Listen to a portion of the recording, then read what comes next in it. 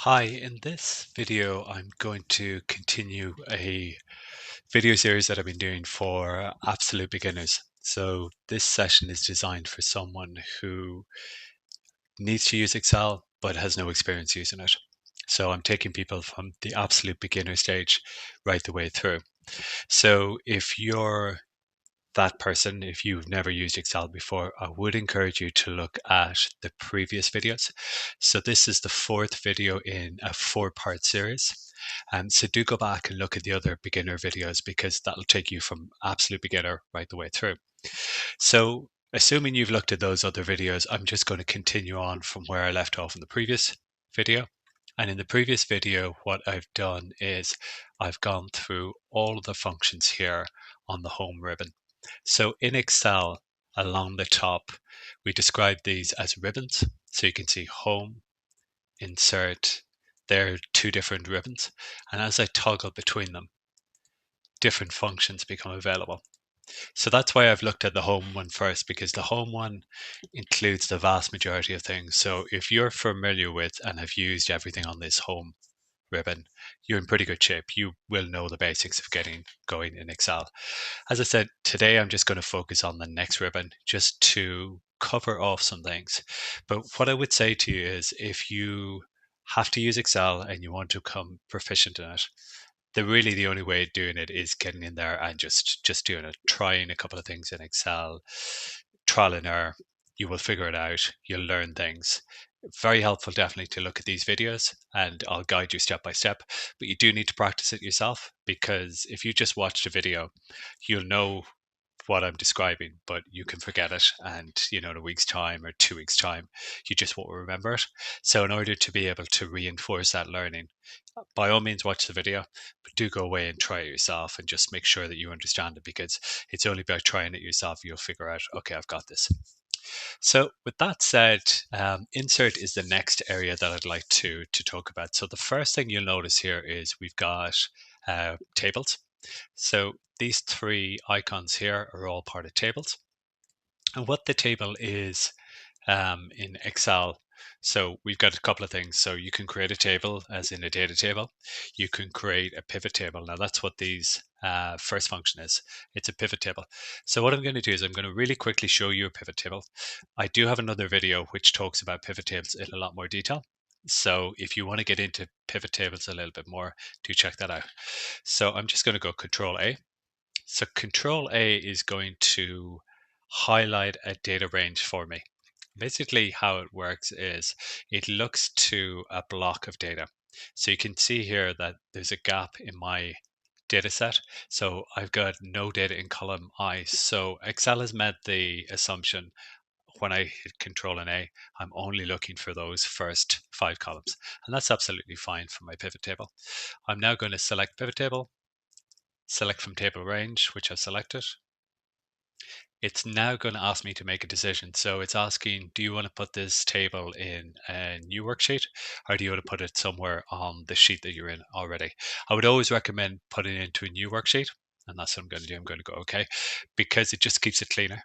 And if I want to share this with somebody, so a colleague wants to look at this tables, I can just email them that sheet, or I can just copy that data sheet into an email and just send that. It just keeps it nice and clean. So what I can do here is I'll just demonstrate what the pivot is, because what you're seeing here is basically it's the pivot table analyzer. You'll also notice that this, so if I just select here, that tab is gone, or that window is not available anymore. That ribbon, I should say, is not available anymore. Click back into the table. Now the ribbon is back. So pivot table analyzer. So that is basically anything I want to do within the pivot table. I go to that ribbon. That'll tell me what to do. So just to demonstrate what the table can do, if I just go and click on occupation, just going to select that, and I select salary, it's going to do a couple of things for me. So just to call out, the first thing that Excel does is it's making decisions on my behalf. So all I've done there is I've just checked a button, and Excel has said, okay, occupation, that's a row. So we're going to put that in the row. And then if I select salary, it's going to say that's a value. So what we're going to do is we're actually going to sum those values. So that's what it's doing there. So for example, accountant, if I double click there, this is the underlying record. So this is the record that I have in my data, which is feeding through to that record there. So if I had multiple records that were making up that total, you would see it there. So that's just a handy tip if you want to find out what data is underlying or relating to that. So they're kind of two things. Now, I do have another option. So if I just go county, now what Excel has done is it said, okay, that's going to be a row as well. But actually, I might make the decision, no, I prefer it to be a column. So just drag it up, put it on, and now you're getting that table matrix type view.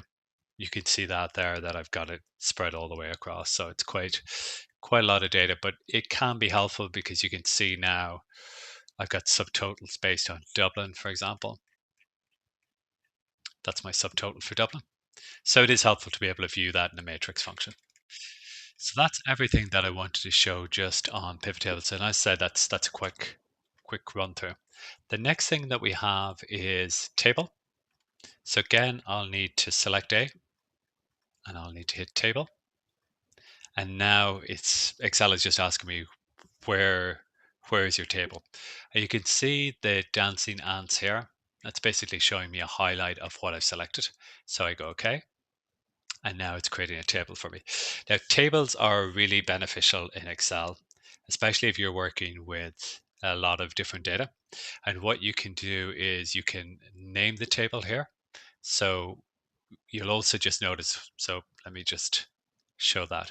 So if I select the column here and then go back into my table, table design comes up.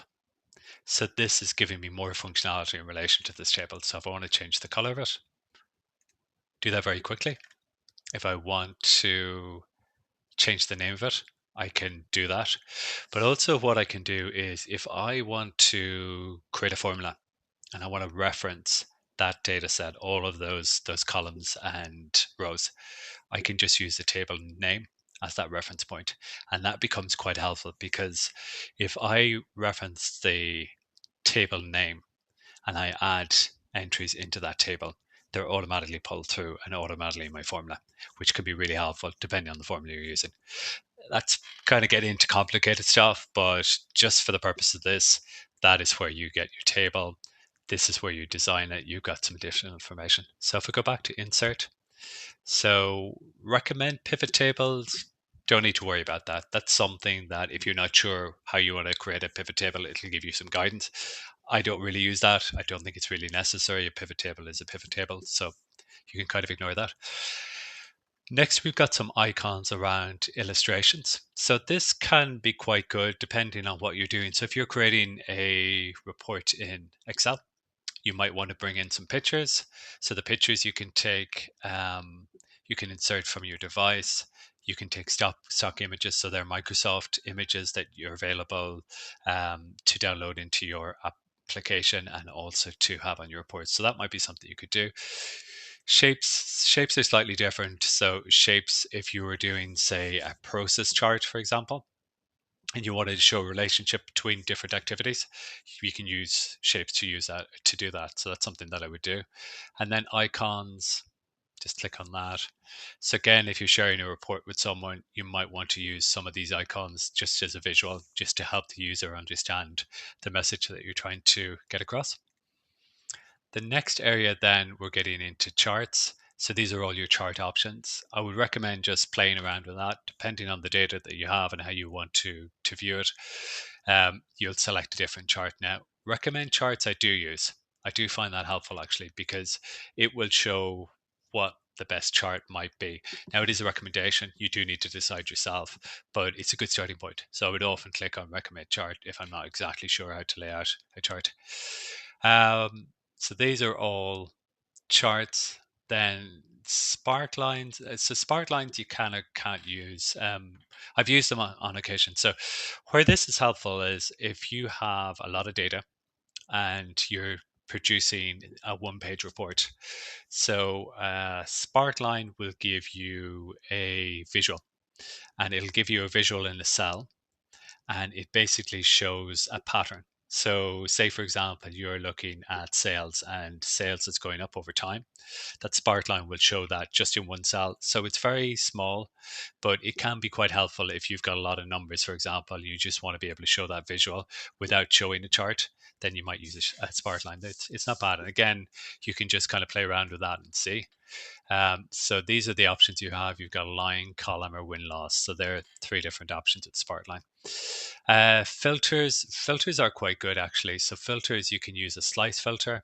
And the slice filter is very similar to, so you could put it in here actually. You could put it into your pivot table and timeline as well. And then comments, text box, and headers, footers, that's all around designing your document. So if you've got a report and you want to put a header, footer, or text box, you might use those functions. There's nothing to stop you from just typing into a cell. But if you want to do something like that with the text box, you can absolutely do that. And then finally, these are some signature lines and objects. Wouldn't worry too much about them. Again, you can put them into a report if you're doing that, but not something you need to worry about. So, what I would say in summary is in the insert ribbon, the most important things I would say are your charts and your pivot tables and tables. They're the things you want to focus on. So if you're getting an overview of Excel, you don't want to get into things too much at this point. They're the things I would focus on. Just as I say, have a go, play around with it, and you learn as you go. So hopefully that was helpful. If it was, do a thumbs up to the video. If you're interested in Excel and you're a beginner, if you're interested in Excel and more advanced, this channel will be helpful to you. So do subscribe, you'll get notifications. We post videos here most days. And then finally, if there's something specific that you'd like to find out more about in Excel and I haven't covered it, just put a comment in the comment section and I'll pick that up and create a video. Okay, thank you. See you soon.